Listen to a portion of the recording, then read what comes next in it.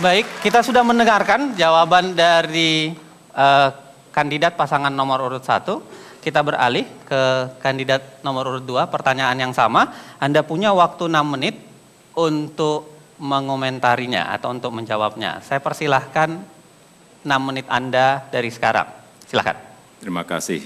Jadi tadi yang ditanyakan itu daerah yang tidak mengikuti pusat, yang pertama. Yang kedua, banyaknya lembaga yang tumpang tindih, banyaknya peraturan yang tumpang tindih. Kemudian yang ketiga, masalah kualitas birokrasi. Saya ingin menjawab yang pertama, kenapa daerah tidak mengikuti pusat? Bisa mereka mengikuti 100% apa yang diarahkan oleh pusat. Dengan cara apa? Dengan politik anggaran. Karena 85%, rata-rata 85% anggaran daerah itu berasal dari pusat. Oleh sebab itu, dengan politik anggaran kita bisa mengendalikan daerah. Kalau tidak mau, beri punishment. Kalau ada prestasi, berikan insentif, berikan reward pada mereka. Gampang sekali, hal sederhana yang sering tidak dilakukan. Politik anggaran bisa kita lakukan. Misalnya, masalah pembangunan pelayanan terpadu satu pintu. Daerah diperintah semuanya harus membuat itu. Kalau tidak, bisa DAK-nya, dana alokasi khususnya dipotong. Atau dana alokasi khususnya dikurangi. Itu sudah buat daerah sudah mengerikan. Inilah politik anggaran yang akan kita jalankan agar daerah sejalan seiring dengan pemerintah pusat. Yang kedua, masalah lembaga yang tumpang tindih, peraturan yang tumpang tindih. Saya kira kalau peraturan ini lewatnya hanya satu pintu, di seknek, dikembalikan lagi ke sana, keluarannya akan jelas. Tetapi kalau semua kementerian bisa mengeluarkan aturan-aturan yang tidak lewat pintunya jelas di sekretariat negara, saya kira akan terjadi seperti ini. Banyak peraturan daerah yang bertentangan dengan pusat, banyak peraturan gubernur juga yang tidak sinkron dengan peraturan, banyak sekali. Oleh sebab itu, pintunya harus diberi satu, sehingga keluarannya akan kelihatan dan seiring sejalan dengan arah yang sudah digariskan dari pemerintah pusat. Kemudian mengenai kualitas birokrasi, tadi sudah kami sampaikan, ini juga sebetulnya sesuatu yang tidak sulit-sulit amat, sesuatu yang sederhana. Tetapi kita ini sudah pesimis. Kalau saya, Pak JK, sangat optimis bisa membenahi organisasi. Karena apa? SDM-nya baik-baik. SDM-nya baik. Pinter-pinter.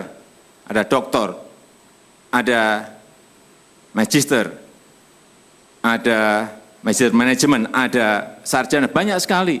Kenapa tidak berjalan dengan baik? Karena sekali lagi, sistemnya tidak dibangun. Sistem yang baik tidak dibangun di situ. Tadi sudah saya sampaikan, e-government, semuanya, dari e-budgeting, dari e-procurement, e-purchasing, e-katalog, e-audit, cash management system, semuanya harus dibangun. Kalau itu dilakukan, pemerintah pusat ini gampang. Saya tinggal cari tab satu aja, pencet daerah ini dapat uang berapa, masuk berapa, keluar berapa, bisa, setiap saat bisa dilakukan.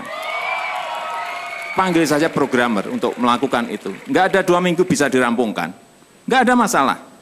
Artinya jangan pesimis. Kita harus optimis karena memang bisa melakukan itu dan sudah kita laksanakan. Sudah kita buktikan.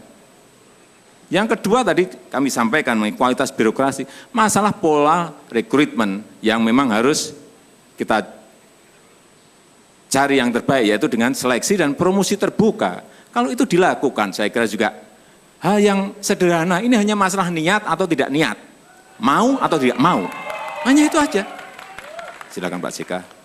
Pak JK ada mau tambahkan? Masih ada waktu 2 menit 16 detik, silakan. Terima kasih Pak Jokowi. Tadi sudah dijelaskan lengkap sebenarnya. Namun kami hanya ingin tambahkan bahwa itulah tugas pemimpin. Meyakinkan di bawahnya untuk melaksanakan tugas-tugas yang sama sesuai tujuannya. Kalau pemimpin tidak sanggup meyakinkan bawahnya, memang bukan pemimpin yang baik. Jadi jangan menyalahkan daerahnya, menyalahkan bagaimana cara pemimpin itu.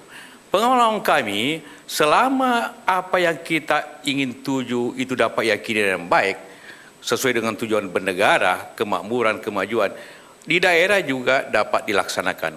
Kedua, Toh di pusat juga ada kegotong royongan pemerintahan, di daerah juga ada kegotong royongan yang sama, walaupun berbeda. Partai haruslah menjadi ketaatan kedua setelah ketaatannya kepada pemerintah. Dia harus ikut polisi partai, tapi yang harus diikutinya yang pertama ialah tujuan bernegara. Itulah diyakinkan. Yang kedua, tanggung jawab pemimpin. Kalau tanggung jawab pemimpin telah diinstruksikannya, maka yang pemimpin bertanggung jawab. Bukan bupati itu kalau dia telah melakukan salah, kalau materinya salah, jadi adalah juga keyakinan, kemudian tanggung jawab. Dan juga menjaga semua sistem yang jalan. Kalau sistem yang jalan seperti katakan tadi, ya kita pusat punya instrumen fiskal, instrumen kebijakan, dan instrumen pengawasan. Ada BPK, ada BPKP. Kalau dia tidak sesuai dengan aturan pusat, dengan mempergunakan instrumen-instrumen itu sebenarnya pemerintah itu cukup kuat.